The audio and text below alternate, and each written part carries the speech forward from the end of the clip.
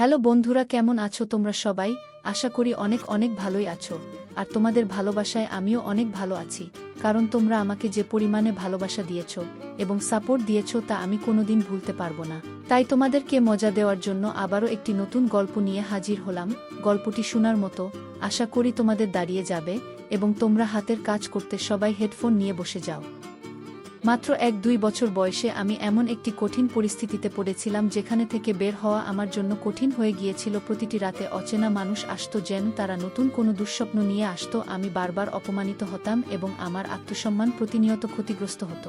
আমার জীবন তখন শুধুই বেদনায় ভরা ছিল। প্রতিদিন নতুন নতুন পরিস্থিতি আমাকে আরও বিপর্যস্ত করে তুলত। আমার অন্তরের যন্ত্রণা আমি কারো সাথে ভাগাভাগি করতে পারতাম না। আমি চুপচাপ আমার দুর্ভাগ্যের জন্য চোখের জল ফেলতাম, কিন্তু সেই কান্না শোনার মতো কেউ ছিল না। তবে একদিন এমন কিছু ঘটল যা আমার পুরো জীবনকে বদলে দিল। সেই ছেলেটি যার বয়স আনুমানিক 2-4 বছর আমার জীবনে এক নতুন অধ্যায়ের সূচনা করল। আমার নাম নেহা। আমি একটি ছোট গ্রামে থাকি। আমাদের পরিবারে ছিল 4 জন, মা বাবা, আমার ছোট ভাই আর আমি। আমরা খুব সুখী পরিবার ছিলাম। আমার ভাইয়ের বয়স ছিল 1-4 বছর আর আমার 1-2 বছর। সবাই বলতো আমি দেখতে খুব সুন্দর। আমার গায়ের রং ছিল দুধের মতো সাদা। মা বাবা আমাদের 2 ভাই বোনকে খুব ভালোবাসতেন। বাবা ছিলেন একজন দিনমজুর এবং যা আয় করতেন তা দিয়েই আমাদের সংসার চলত। বাবা প্রায় বলতেন, নেহা তুমি আমার জীবনের আলো, তোমার জন্যই আমাদের জীবনে আনন্দ আছে। আমাদের জীবনের সবকিছু ঠিকঠাকই চলছিল, কিন্তু হঠাৎ একদিন আমাদের সুখের উপর কালো মেঘ নেমে এলো। বাবার একটি বড় দুর্ঘটনা ঘটে যা আমাদের জীবনকে সম্পূর্ণ বদলে দিল। বাবা আমাদের ছেড়ে এই পৃথিবী থেকে চিরতরে চলে গেলেন। তার মৃত্যুর পর মা অনেক কষ্টে আমাদের 2 ভাই বোনকে সামলানোর চেষ্টা করলেন, কিন্তু বাবার চলে যাওয়ার পর মাও বেশ অসুস্থ হয়ে পড়লেন। আমার ভাই, যে খুব বেশি লেখাপড়া জানত না, ছোটখাটো কাজ করে কিছু টাকা রোজগার করত, সেই টাকায় আমাদের দিন চলত। তবে মায়ের শারীরিক অবস্থার অবনতি হতে থাকে এবং কয়েক মাস পর মাও আমাদের ছেড়ে চলে গেলেন। এখন আমরা 2 ভাই বোন পুরোপুরি অনাথ হয়ে গেলাম। আমাদের একমাত্র আত্মীয় ছিলেন আমাদের বিধবা মাসি। তার কোনো সন্তান ছিল না, তিনি একাই থাকতেন। মাসি সিদ্ধান্ত নিলেন আমাকে নিজের কাছে রাখার। আমার ভাই অমিত আমাকে বলল, তুমি মাসির কাছে থাকো, আমি বাইরে কাজ করতে যাব, টাকা রোজগার করে তোমার জন্য পাঠাবো। আমি মাসির কাছে থাকতে শুরু করলাম। মাসি খুব একা ছিলেন এবং তার কোনো কাজ করার লোকও ছিল না। আমি তখন ছোট ছিলাম, তাই বুঝতে পারতাম না মাসি কিভাবে নিজের জীবিকা নির্বাহ করেন। কিছুদিন পর আমি লক্ষ্য করলাম মাসি প্রায় খুব সাজগোজ করে বাইরে যান এবং ফেরার সময় তার কাছে অনেক টাকা থাকে। আমি প্রায় জিজ্ঞেস করতাম, মাসি তুমি কি কাজ করো? মাসি উত্তর দিতেন, ছোটখাটো কাজ করি, তাই দিয়ে দিন চলে যায়। আমি তখন এতটাই ছোট ছিলাম যে মাসির কথাগুলোর আসল মানে বুঝতে পারিনি। আমার সময়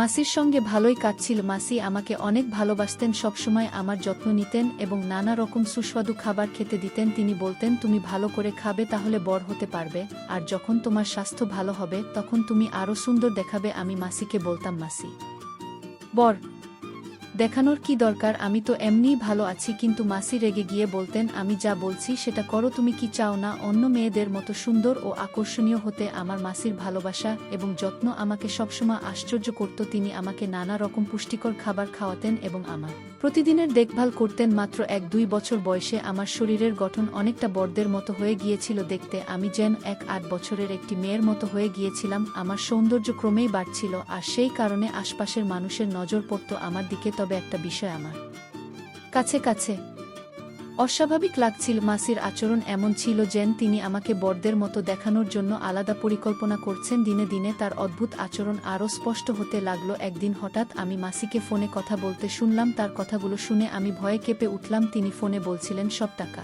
একবারেই দিতে হবে, কম নয়, পুরো 2 লাখ। মেয়ে পুরোপুরি প্রস্তুত, তাড়াতাড়ি টাকা নিয়ে এসো, তারপর যা করার করো। এই কথাগুলো শোনার পর আমার মনের মধ্যে সব পরিষ্কার হয়ে গেল। আমি বুঝতে পারলাম মাসি আমার জীবন নিয়ে ভয়ঙ্কর এক পরিকল্পনা করছেন। তিনি আমাকে অন্য কারো কাছে তুলে দেওয়ার জন্য এসব প্রস্তুতি নিচ্ছেন। এই সত্য জানতে পারার পর আমি আর দেরি করলাম না। আমি সিদ্ধান্ত নিলাম কোনোভাবেই আমি এই পরিস্থিতির শিকার হব না। আমি আমার জীবনের দায়িত্ব নিজেই নেব এবং যেভাবেই হোক এই দুঃস্বপ্ন থেকে মুক্তি পাব। এখন আমি জানতাম এই জায়গা থেকে বের হওয়া আমার জন্য খুবই জরুরি। যেই মুহূর্তে মাসি তার কাজে ব্যস্ত হয়ে গেলেন, আমি চুপচাপ বাড়ি থেকে পালিয়ে গেলাম। আমি দ্রুত স্টেশনে পৌঁছালাম এবং যে প্রথম ট্রেনটি এলো সেটিতে উঠে পড়লাম। আমি জানতাম না এই ট্রেন কোথায় যাচ্ছে বা আমাকে কোথায় নামতে হবে। ট্রেনে কিছুক্ষণ বসে থাকার পর আমার চোখ লেগে গেল। যখন ঘুম ভাঙল তখন দেখলাম ট্রেন থেমে গেছে। আমি ট্রেন থেকে নেমে এলাম, কিন্তু তখন তীব্র ক্ষুধা লাগছিল। আমি কিছু মানুষের কাছে সাহায্য চাইলাম এবং তারা আমাকে কিছু টাকা দিল। সেই টাকা দিয়ে আমি রুটি কিনে খেয়ে নিলাম। পরবর্তী 2-3 দিন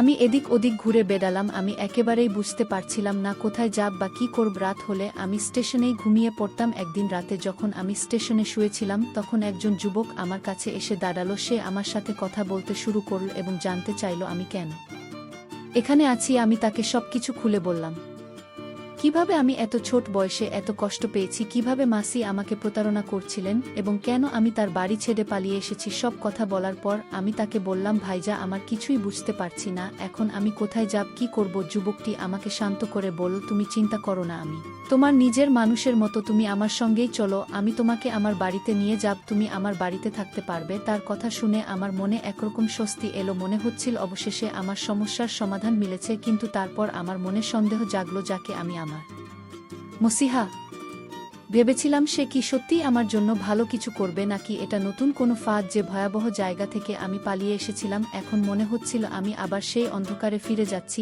আমি ভেবেছিলাম যে ওই আঙ্কেল আমার জন্য ত্রাণকর্তা হয়ে এসেছেন, কিন্তু বাস্তব ছিল ভিন্ন। তার আসল উদ্দেশ্য আমি তখনও বুঝতে পারিনি। আঙ্কেল আমাকে তার বাড়িতে নিয়ে গেলেন। বাড়িতে পৌঁছানোর পর আমি প্রথমেই হাত মুখ ধুয়ে নিলাম। আঙ্কেল আমাকে একটি সুন্দর পোশাক দিলেন এবং বললেন, এটা পরে নাও। তারপর তিনি বললেন তিনি বাজার থেকে খাবার নিয়ে আসছেন। আমি তখন পোশাক পরে তৈরি হচ্ছিলাম। নতুন পোশাকে নিজেকে আয়নায় দেখে খুব সুন্দর লাগছিল। কিছুক্ষণ পর আঙ্কেল ফিরে এলেন, তার হাতে ছিল প্রচুর খাবার। আমি তখন বেশ ক্ষুধার্ত ছিলাম, তাই ভালো করে পেট ভরে খেলাম এবং আরামে ঘুমিয়ে পড়লাম। পরদিন সকালে যখন ঘুম ভাঙল, চারপাশে এক অদ্ভুত নীরবতা।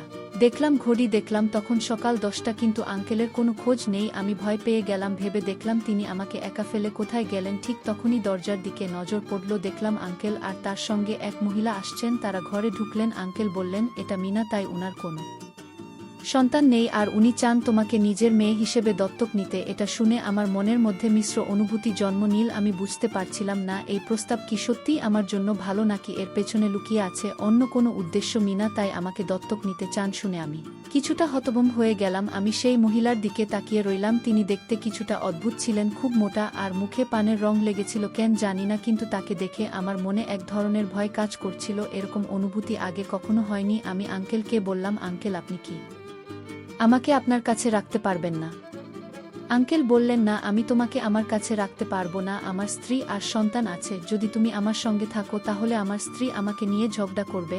আমি আমার স্ত্রীকে খুব ভালোবাসি। তারপর তিনি আমাকে আশ্বস্ত করে বললেন, তুমি একদম চিন্তা করো না মিনা, তাই তোমাকে নিজের মেয়ের মতো রাখবেন, তুমি তার সঙ্গে খুব ভালো থাকবে। আমি তবুও চিন্তিত ছিলাম মিনা, তাই এর চোখে এমন কিছু ছিল যা আমার অস্বস্তি বাড়িয়ে তুলছিল। যদিও আঙ্কেল আমাকে নিশ্চিত করলেন যে আমি সুখে থাকব, আমার মনে হচ্ছিল এই সিদ্ধান্ত হয়তো আমার জন্য সঠিক নাও হতে পারে। আমি চুপচাপ দাঁড়িয়ে রইলাম। তখন সেই মহিলা বলল, হ্যাঁ মা, আমি তোমাকে নিজের মেয়ে করে রাখব, তুমি একবার আমার সঙ্গে চলো, দেখবে সব ঠিক হয়ে যাবে। আমি মাথা নেড়ে সম্মতি জানালাম, কারণ আমার সামনে আর কোনো পথ খোলা ছিল না। আমি কোথায় যেতাম বা কার কাছে যেতাম, একেবারে অসহায় অবস্থায় ছিলাম। আমার তখন প্রচণ্ড পিপাসা পেয়েছিল, তাই আমি আঙ্কেলকে বললাম, আঙ্কেল একটু পানি দিতে পারবেন? আঙ্কেল বললেন, কিচেন ওইদিকে গিয়ে নিয়ে নাও। আমি কিচেনে গিয়ে পানি খেলাম। যখন পানি খেয়ে কিচেন থেকে বের হচ্ছিলাম তখন হঠাৎ আঙ্কেল আর সেই মহিলার কথোপকথনের শব্দ আমার কানে এলো। সেই মহিলা বলছিল, এইবার যে মেয়ে নিয়ে এসেছো তার সৌন্দর্যের যতই প্রশংসা করি কম হবে। সেই মহিলা বলতে লাগলেন, এইবার তুমি সত্যিই আমার মন জয় করেছ।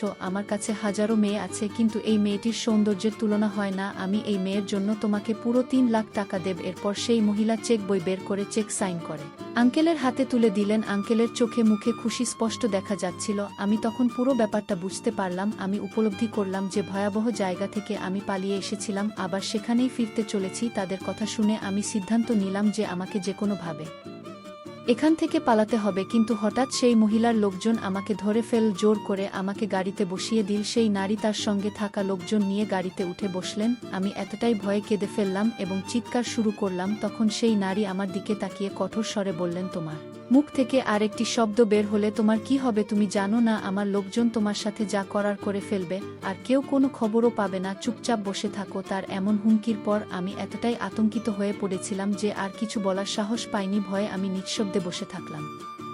এরপর সেই নারী আমাকে একটি অন্ধকার এবং নোংরা জায়গায় নিয়ে গেলেন। সেখানে পৌঁছে আমি দেখতে পেলাম কিছু মেয়ে অদ্ভুত পোশাক পরে দরজার বাইরে দাঁড়িয়ে আছে। তাদের চেহারায় অস্বস্তি আর আতঙ্ক স্পষ্ট ছিল। দেখে মনে হচ্ছিল তারা এই জায়গায় থাকতে একেবারেই স্বাচ্ছন্দ্যবোধ করছে না। আমরা রাস্তা দিয়ে যাচ্ছিলাম, তখন হঠাৎ গাড়ি থামল। গাড়ি থেকে মহিলা বের হয়ে আমার দিকে তাকিয়ে কিছু বলতে শুরু করলেন। তার চোখে এক অদ্ভুত দৃষ্টি ছিল যা আমাকে হতবাক করেছিল। কিছুক্ষণ পর সেই মহিলা আমাকে বললেন তার গাড়ি থেকে নামতে। আমি প্রথমে কিছু বুঝতে পারিনি এবং তাতে রাজি হইনি। তখন তার সাথে থাকা কয়েকজন আমাকে জোরপূর্বক গাড়ি থেকে নামিয়ে নিল। আমি চিৎকার করে বললাম, আমাকে ছেড়ে দিন, আমি কোথাও যেতে চাই না। কিন্তু তারা আমাকে শোনেনি। মহিলাটি আমাকে একটি ঘরে নিয়ে গেলেন। ঘরের দরজা খুলে তিনি একটি মেয়ে যার নাম বৈশালী তাকে ডাকলেন। মহিলাটি বৈশালীর দিকে তাকিয়ে বললেন, এখন থেকে এই মেয়েটির সমস্ত দায়িত্ব তোমার, তার খাবার দাবার যত্ন সবকিছু তুমি দেখবে। একথা বলেই মহিলা ঘর থেকে বেরিয়ে গেলেন। আমি ভেতরে বসে কান্নায় ভেঙে পড়লাম। তখন বৈশালী আমার কাছে এসে বলল, কাঁদলে কোনো লাভ নেই, যারা এখানে আসে তারা এখান